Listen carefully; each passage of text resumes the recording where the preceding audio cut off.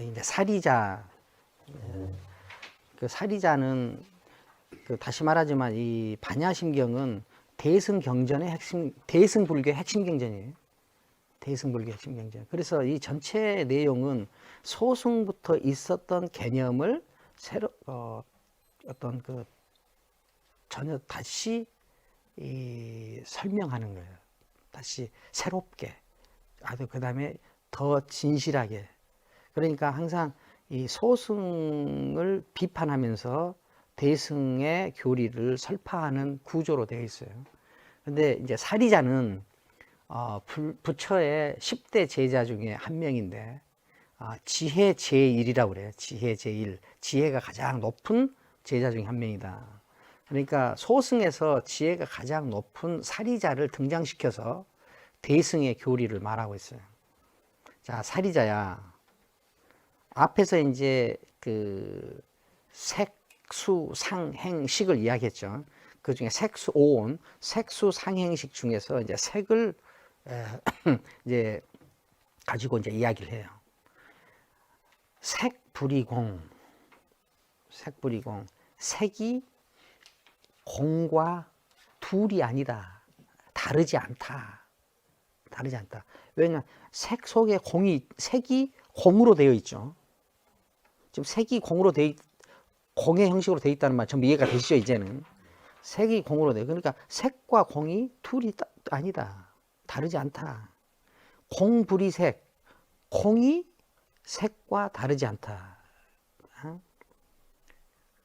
색 즉시공, 색 즉시공. 이 즉시, 이게 불교의 독특한 표현법이에요.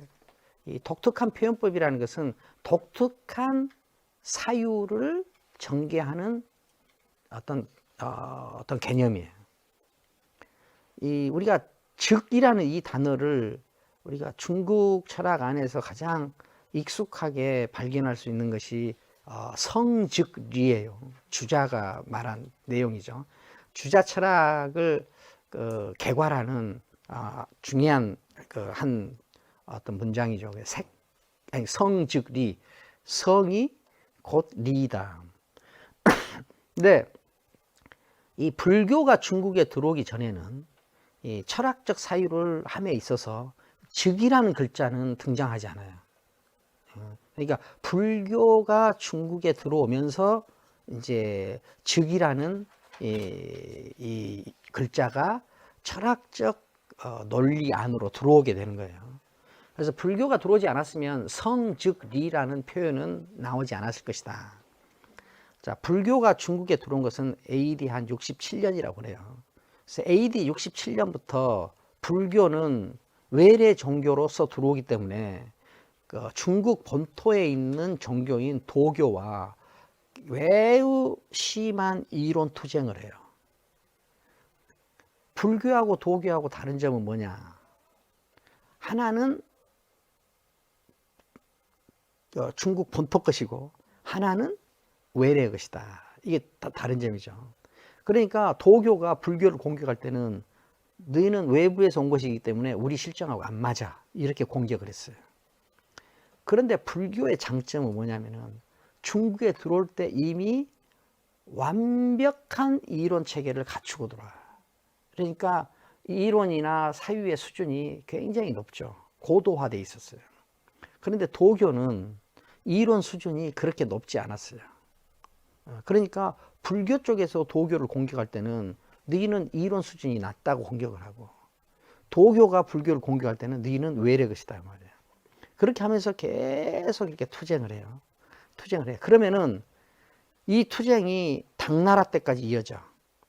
당나라 때 이어질 때, 자, 불교가 중국 땅에 적용을 하려면 장점은 이론 수준이 높은 거죠. 단점은 외래 것이죠. 그러면 여기서 극복해야 될 것이 뭐예요? 외래성 아니에요? 그러니까 불교는 중국화 하는데 심혈을 기울이고 당나라 때 이 중국화에 성공을 해요. 당나라 초엽에. 그래서 성공을 해서 나온 종파가 이제 화엄종이랄지 선종이랄지 하는 종파예요. 인도 불교에는 하옴정이나 선정이나 정파가 없어요. 이게 중국화한 결과로 나왔다. 자, 그러면 도교는 어떻게 해야 되겠어요? 도교는 약점이 이론 수준이 낮은 거죠. 장점은 중국 본토 거죠. 그러면 도교가 잘 발전하려면은 약점, 단점을 보강해야 되겠죠. 그러면 이론을 수준을 높여야 되겠죠. 이론 수준을 높이기 위해서 어떻게 하느냐? 도교보다 훨씬 이론 수준이 높은 불교의 이론을 대폭 수용해요. 그래서 이 불교는 중국의 전통 사유 형식, 노장이랄지 혹은 유학이랄지 하는 것을 받아들여서 중국화에 성공하고, 도교는 불교의 이론을 대폭 수용해 가지고 이론화에 성공을 해요. 자, 도교가 불교 이론을 대폭 수용해 가지고 이론적으로 성공시킨 이 사유 구조 시스템을 뭐라고 하냐, 이거를 중현학이라고 그래요. 무거울 중이라고 쓰는데 여기서는 아마 거듭중으로 읽어야 될 거예요. 그 다음에 가물현, 그 다음에 배울학 해가지고 중현학이라고 그래요. 이 중현학 시스템이 이 유학으로 그대로 이동한 것이 주자학이에요. 주자학은, 자, 그러면 이제 여기서 이제 유학 문제를 다뤄야 되겠죠. 유학은 불교하고 도교에 비해서 유학은 종교성이 약해요. 종교성이 약하다는 것은 뭐냐면은 형이상학적 성격이 약하다는 거예요. 그러면 유교가 살아남으려면 어떻게 돼 있어요? 이 형이상학적인 구조물 위에 상층부, 이것이 이 유학에 덧붙여져야 되겠죠. 그래서 이 형이상 상층부, 이것을 어디서 가져오느냐? 중현학을 그대로 가져와서 여기다 올려놔요. 그래서 유학도 당나라 초엽에, 아니 유학은 송나라 때 이런 일이 완비가 돼. 그러면 유학이 새로워졌죠. 새로워졌기 때문에 이걸 신유학이라고 그래. 근데 무엇이 새로워졌느냐? 이 형이상학적으로 읽힐 수 있는 이 상층부, 이것이 거기에 더해진 거예요. 그렇죠? 그래서 이것을 근데 이 상층부, 이 구조가 어디로 갔냐? 불교를 대폭 수용해서 이론의 고도화를 이룬 도교의 이론 구조, 그것을 그대로 가져와요. 그대로 가져온 맥락들은 다 있어요. 주자나 앞에 주도니, 정호, 정의, 이런 사람들 초기에는 전부 도교 연구자들이에요. 나중에 중화민족의 부흥을 꿈꾸고 이 사람들이 전부 뭐예요? 유학으로 전부 방향을 틀어서 이제 유학적 세계관을 완수한 거예요. 이것이 송명 유학, 성리학, 혹은 신유학, 혹은 주자학, 이렇게 불리우는 이 철학의 구조다. 이때 이제 도교가 불교 이론을 대폭 수용하면서 불교 사유 모델이 이제 중국 본토 안으로 철학적으로 깊숙이 들어오는 계기가 돼요. 그때 이제 세계를 보는 방식 중에 하나가 뭐냐? 중국의 전통 사유는 상호 의존 관계를 말해요. 유와 무의 상호 의존 관계, 기와 리의 상호 의존 관계, 상호 의존 관계를 말해. 상호 의존 관계를 말하는데 불교에서는 상호 의존 관계가 아니라 이것의 존재성, 아이덴티티도 없는 거고, 이것의 아이덴티티도 무화시켜 가지고 이 둘을 상호 긴밀히 섞어버리는, 긴밀히 삼투시키는 이런 사유 방식이 이제 들어온 거죠. 그러니까 중국 사유는 기본적으로 대립면을 말하더라도 이 대립면에 상호 의존을 말해요. 그런데 불교는 상호 의존성을 말하는 것이 아니라 상호 다르지 않음을 말해. 이것과 이것이 다르지 않다. 다르지 않다. 다르지 않다. 이것과 이거 다르지 않다. 존재 형식, 즉 관계로 되어 있다는 거 다 똑같다. 아이덴티티가 없다. 다르지 않다. 그렇기 때문에 이것 두 개는 서로 삼투되어 있다. 좀 비유적으로 말하면 이 두 개는 섞여 있다. 이거는 중국 전통에는 없던 사유 방식이에요. 이 두 개가 긴밀히 섞여 있다. 같은 거지만 다른 표현일 뿐이다. 라는 형식으로 표현하는 이 표현 방법이 즉이라는 단어예요. 즉.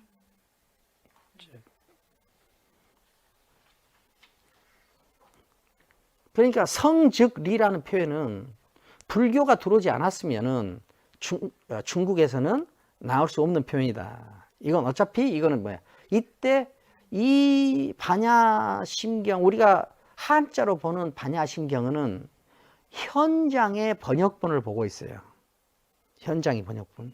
현장의 번역본은, 현장은 AD 650년, 제가 지금까지 설명한 이런 일들이 가장 완숙된 상태로 이루어지던 시기야, 그때가. AD 650년 그때가.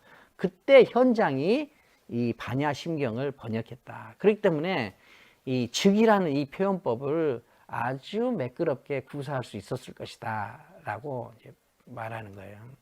자, 앞에서부터 보죠. 색불이공. 색은 공과 다르지 않다. 그렇죠? 색은 공과 다르지 않다. 지금 이 의자도 우리가 이 의자를 색이라고 그러죠. 색인데 이거는 공이죠. 그러니까 공이나 색이 다르지 않다. 그 다음에 공불이색. 공이 또 색과 다르지 않다. 자, 우리한테 엄청나게 익숙한 말이죠. 색 즉시 공. 색 즉시 공. 색 안에 공이 깃들어 있다. 색은 공성을 품고 있다. 색 공성을 품고 있다. 공 즉시 색. 그 공성이 색을 만든다. 공성이 색을 만든다.